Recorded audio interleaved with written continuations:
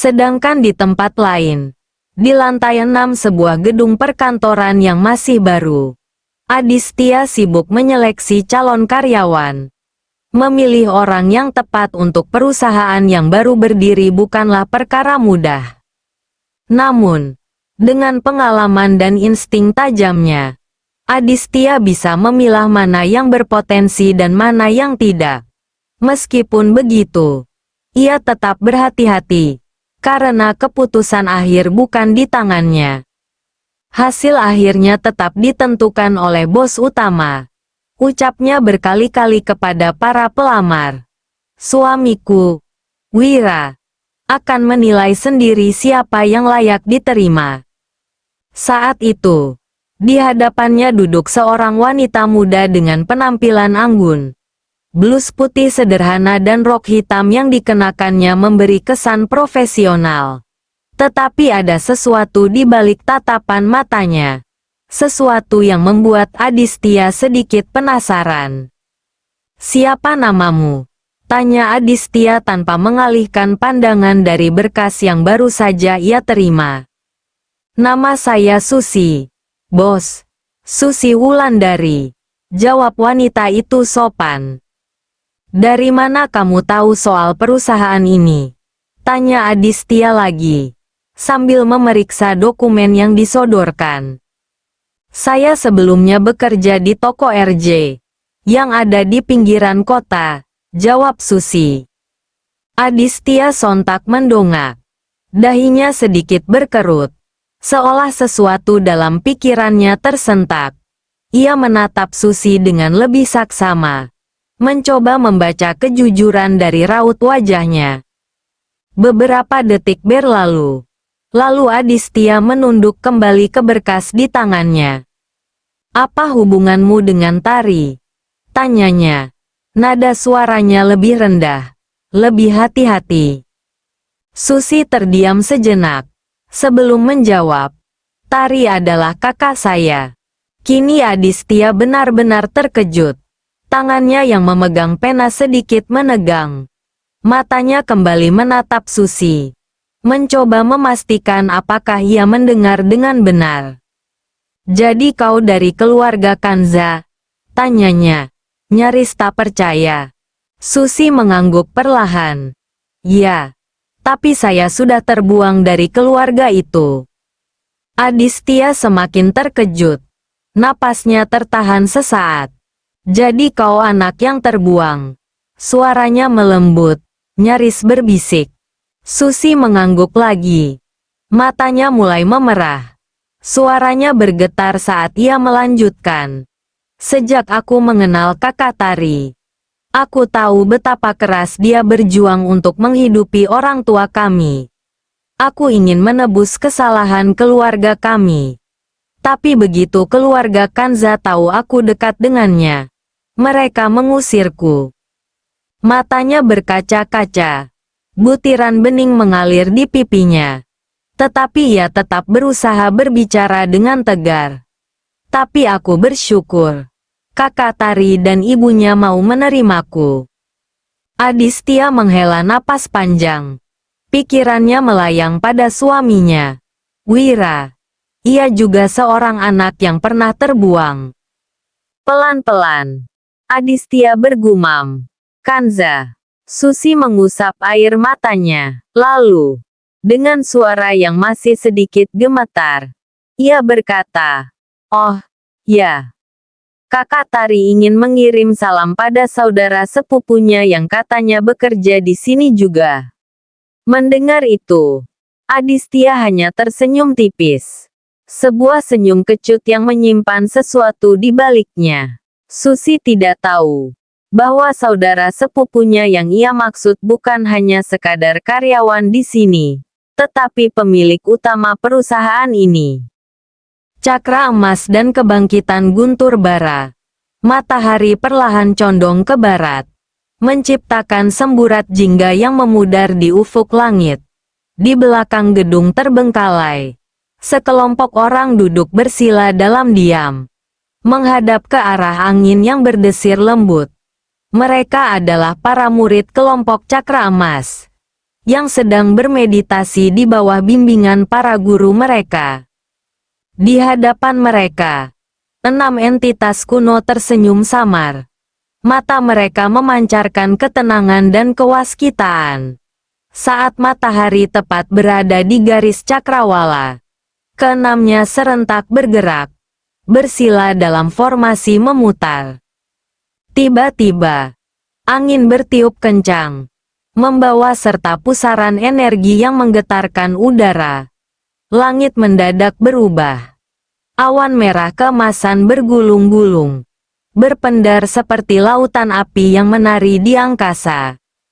Di tengah pusaran tersebut, sebuah cakra emas muncul, berputar cepat searah jarum jam.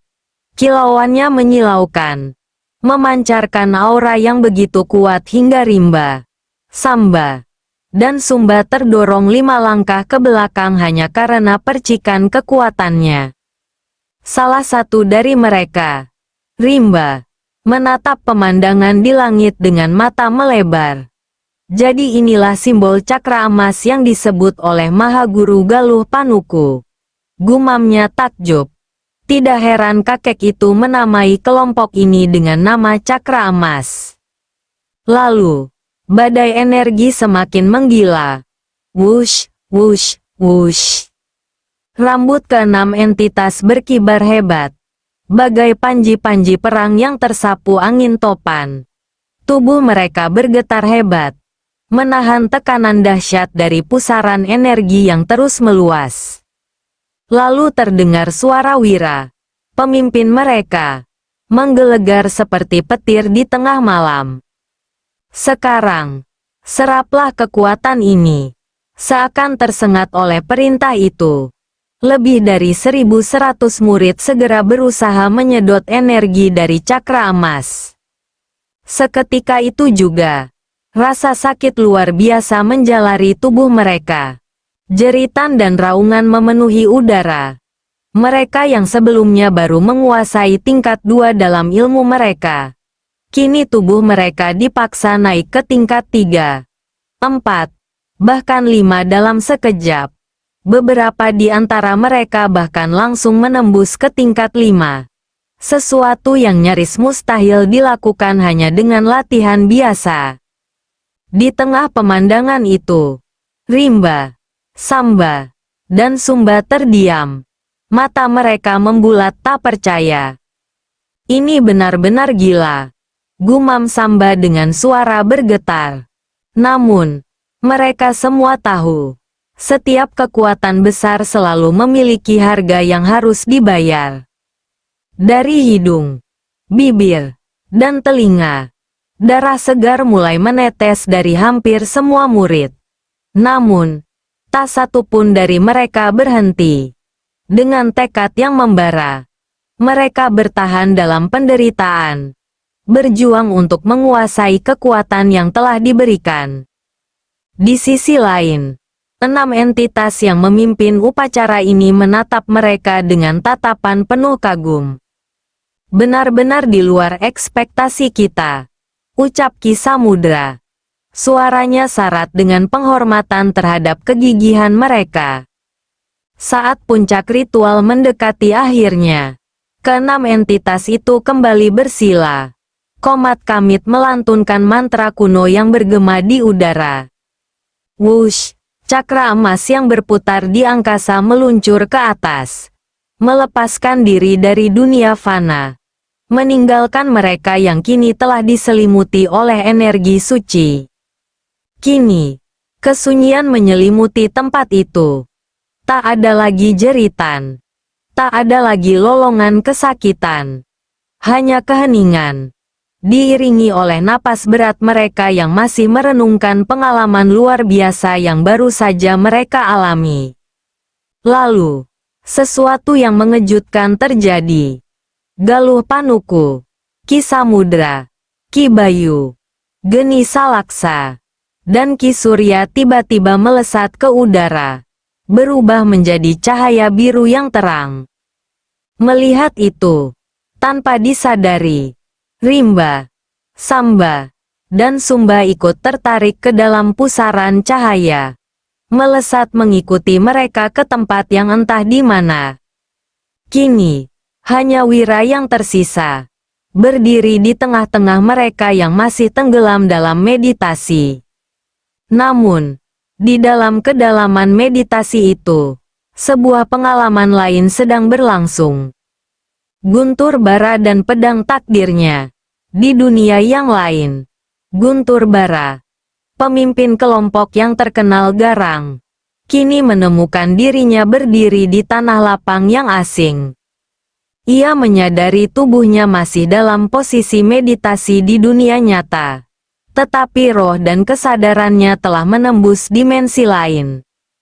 Di hadapannya, sebuah pedang panjang tertancap di tanah. Bilahnya berwarna hitam kelam. Namun, entah mengapa, aura yang terpancar dari pedang itu membuat tubuh Guntur bergetar. Seakan ada sesuatu dalam dirinya yang dipanggil oleh pedang tersebut. Perlahan, ia mendekat. Tangannya terulur. Jemarinya menyentuh gagang pedang itu. Dan saat itu juga, sesuatu yang luar biasa terjadi.